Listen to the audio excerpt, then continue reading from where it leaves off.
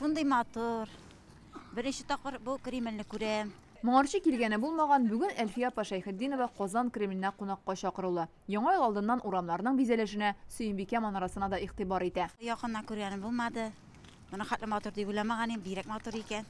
Әлфия апа Кукмараның Вахитов исемендәге хуҗалыгында 36 ел сыер сава. Фидакар хезмәте өчен бүген ул дистәләгән Татарстанлы белән бер рәттән дәүләт бүләгенә лаеклылар сафында. Туп сарае кунаклар өчен бәйрәм чәйте бизәлгән. Музыкантлар яңа ел җырларын искә төшерә.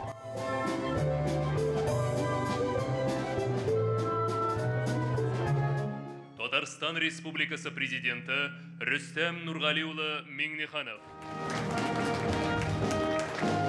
Тантана президентның сәламләү сүзеннән башлана. Ел сайын яңа ел алдыннан лаеклыларга дәүләт бүләкләре тапшыру традицияга әйләнде ди ул һәм ел нәтиҗәләренә күчә. Уходящий год выдался непростым для всех нас. Страна столкнулась с серьезными вызовами. Сплотившись вокруг нашего национального лидера Владимира Владимировича Путина, мы вместе преодолеваем трудности, продолжаем плодотворно работать во благо родного Татарстана и нашей страны. Дәүләт бүләге алучылар арасында төрле һөнәр ияләре бар. Иҗат кешеләре, табиблар, игенчеләр, эшмәкәрләр һәм башкалар. Бәхетле кибетләр шелтәре генераль директоры Мөслимә Латыйпова Дан орденына ия булды. Кулон җәмгыяте башлыгы Альберт Фәхретдинов Татарстан алдындагы казанышлары өчен ордены белән бүләкләнә. Тантана залында Россия геройлары берничә. Мәскәү татары, запастагы подполковник Рафик Ихсановка Татарстанның фидакар хезмәте өчен медале бирелде. Бу мәртәбәле бүләккә Мәскәү өлкәсе каһарманнары оешмасы идарәсе рәисе, Россиянең ат казанган очучысы Марат Алыков та лаеклы булды. Каждый раз, приезжая в Республику Татарстан, Һәр вакыт Татарстанга килгәч, миңа мондагы халыкның башка милләтләргә ихтирамлы карашы сокландыра. Миңа үз тормышымда бик күп илләрдә булырга туры килде. Мин бер кайда да башка диннәргә карата мондый хөрмәтне күрмәдем. Бары тик көчле милләт кенә моңа сәләтле. Бездә хәйрия белән шөгыльләнүче көчле рухлы кешеләр дә күп. Ярчаулыдан Рөстәм Гатин күкрәгендә бүгеннән фидакар хезмәт өчен медале балкый. Аның ярдәме белән Лисичанскта яшәүче меңләгән кеше кайнар ризык белән туклана. Рөстәм Гатин үзе әйтмешли күңел кушуы буенча дуслары белән андагы халыкка ярдәмгә алынган кеше. Аларның күзләрен күрәбез, рәхмәтләрен ишетәбез. Шуңа күрә аңа карата үзебез горурланабыз безнең эшләгән эшләрдән. Бик кирәкле үзебезне саныйбыз. Аларга карап. Бүген Рөстәм Миңнеханов шулай ук хәйрияче Яшел Үзәннән Алексей Чигаровны бүләкләде.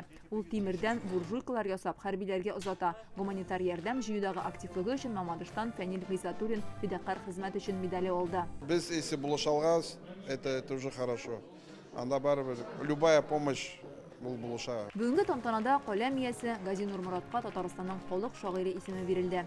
Бөек шагыйрьләр телендә уйлап, язып, иҗат итеп яши алу, ул безләргә иңдерелгән бер мәртәбәдер дип исәплим. Эшләгесез иң мөкатдәс нәрсә эш агачы һәр вакытта бик юмарт китерер җимеш. Шагыйрь булмаса да шигырь юллары белән сөйли. Бөек Тукай төбәге Орча ягыннан Шәфигулла Гарипов фидакар хезмәт өчен медале белән бүләкләнде. Гомер буе укытучы, аннары директор, Казан арты тарих этнография музее җитәкчесе урынбасары булып эшли. Тырышып эшләдек, безнең буын шушы халыкка хезмәт итү, яшьләргә хезмәт итү юнәлешендә төрле хезмәтләр башкардык. Татарстанның фольклор музыкасы дәүләт ансамбле җырчысы Гөлшат Шәрәпова Татарстанның халык артисты исеменә лаек булды. Шундый исемнәр бирү ул кешене канатландыра икән. Киләчәктә дә менә милләтебезгә файдалы кеше булып, үзебезнең милли сәнгатебезне башка халыкларга да танытып, үзебезнең халыкка да бүләк итәргә язсын. Кайбыш районы ветераннар советы җитәкчесе Рушания Лутфуллина ТАССРның 100 еллыгы медале белән бүләкләнә. Күңелемнең иң шатландырган әйбере шул, ветераннарыбызның шундый эшчәнлеген күреп, аларга шундый югары бәя биргәннәре өчен хөкүмәтебезгә, җитәкчеләребезгә бик зур рәхмәт әйтәсем килә. Дәүләт бүләкләренә бүген 56 кеше лаек булды. Төрле һөнәр ияләре, һәрберсе үз эшенең остасы. Тырышлык бушка китми диләр. Алар бүген республика горурлыгы. Фәйрүзә Мәҗитова, Рәмзил Гарипов, Яңа гасыр каналы.